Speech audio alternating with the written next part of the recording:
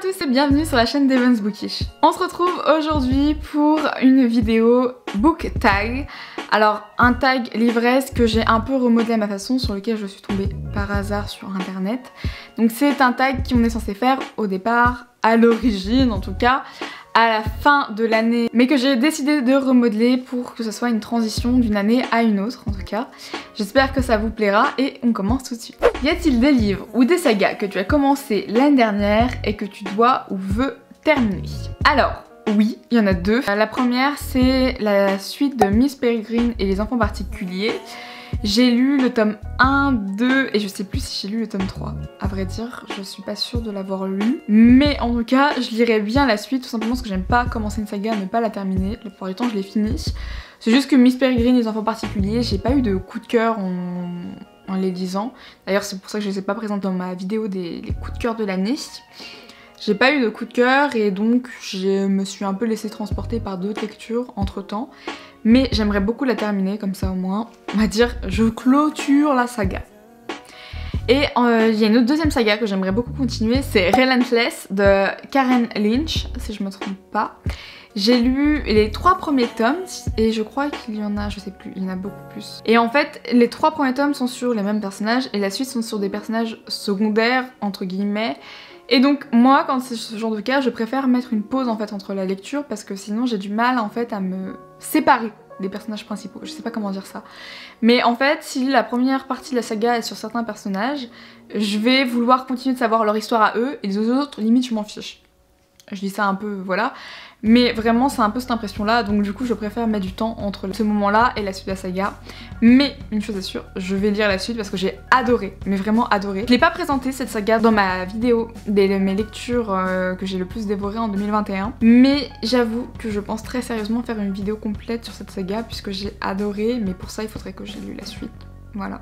Mais vraiment, je vous la conseille en tout cas. Y a-t-il un livre qui t'a servi de transition entre l'année dernière et la nouvelle année? Du coup, ça rejoint un peu la question juste avant. Est-ce que au niveau des sagas que j'avais commencé et que j'aimerais terminer, c'est À tous les garçons que j'ai aimé, le tome 3, je l'ai commencé en 2021 et je l'ai terminé en 2022. Donc clairement ça a été totalement une transition entre les deux années. Et ça m'a permis en fait de clôturer la saga, la trilogie des 3 tomes que j'ai lu, voilà, que j'ai fini en tout cas l'année dernière et au début de cette année. Quelle est la sortie que tu attends avec le plus d'impatience cette année? Alors, j'en attends 3 avec impatience, mais vraiment la première sortie qui me vient tout de suite en tête, c'est le dernier tome des Immortels d'Amanda Bale.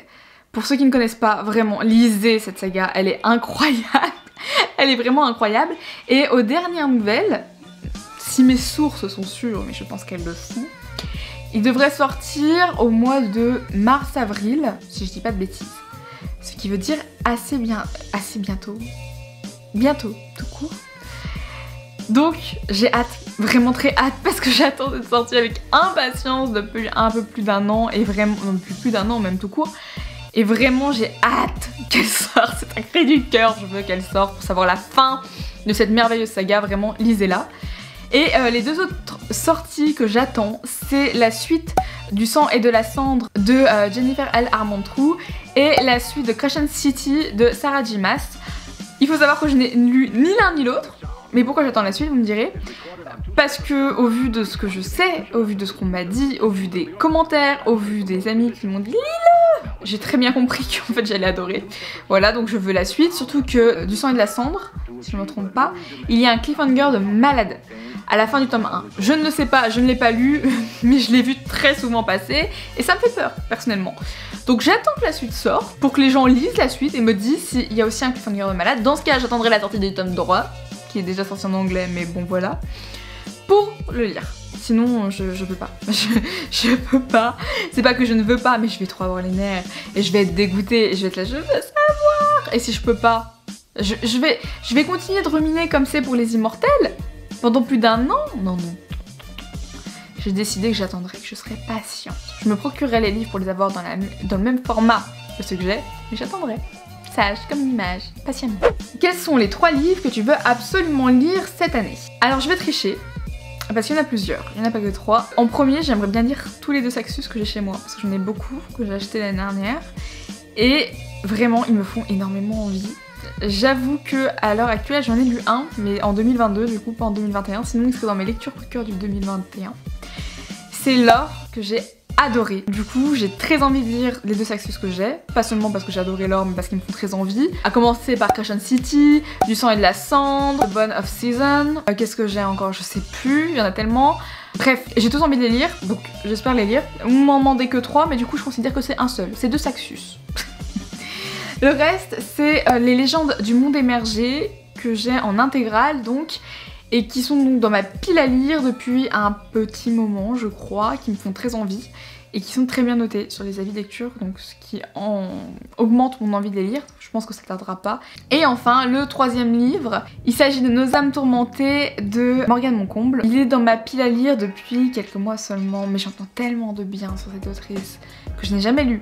Je n'ai jamais lu ses romans, pourtant je lis de la romance, mais je sais pas, jamais lu. Et franchement, je me dis c'est le moment ou jamais. Il est présent dans ma pile à lire papier, à m'attendre, à me dire Isalie, lis-moi, lis-moi. Pardon, je vais trop loin.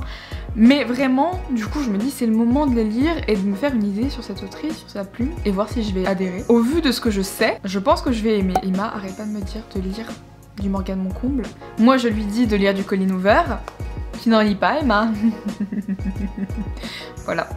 Non, je rigole. Plus sérieusement, c'est une autrice qui me fait quand même très envie parce que j'entends énormément d'avis positifs. Et notamment de ce livre-là, de Nos âmes tourmentées, donc il faut que je le lise. Y a-t-il un livre qui, selon toi, pourrait devenir ton livre préféré de l'année? Bah justement, tous ceux que j'ai cités auparavant. Je pense que très clairement, ça peut être des gros coups de cœur. Ça peut être des livres sur lesquels je vais prendre une claque. Pour dire à spoiler, parce que je ferai un petit update lecture, même si vous en saurez plus tard.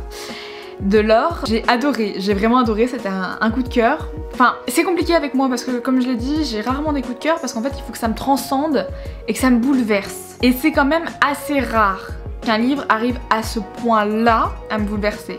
C'est-à-dire qu'il faut que je prenne une vraie claque et que je me dise ah ouais, que je me mette à réfléchir, à me poser des questions sur moi-même, sur vraiment...